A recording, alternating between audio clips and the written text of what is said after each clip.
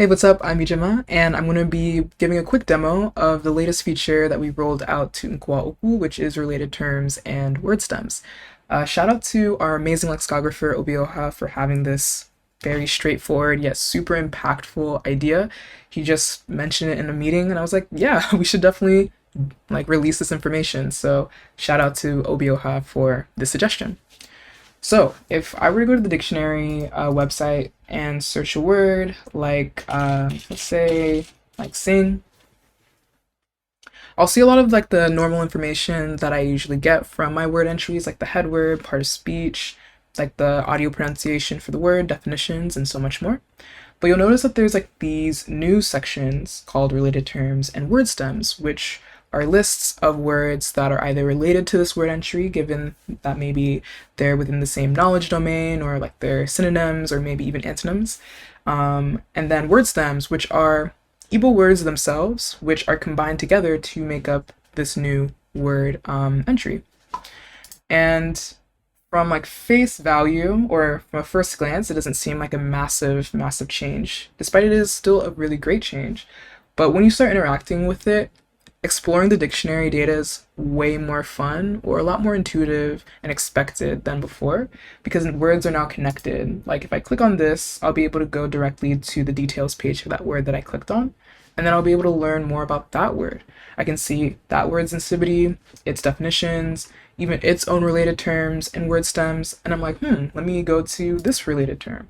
Now I'm looking at a completely different related term, and I'm learning more about that word, and I can see that it has its own related terms and word stems.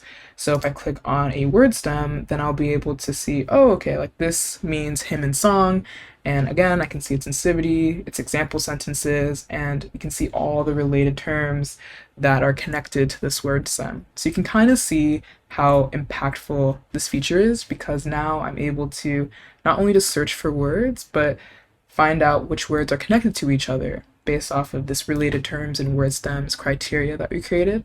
So you can explore the dictionary data with more of a web kind of structure, rather than our words before being just siloed, where it's just that word, you didn't know what was connected to it for what reason, and it was just the word, which wasn't terrible, but it wasn't the best user experience.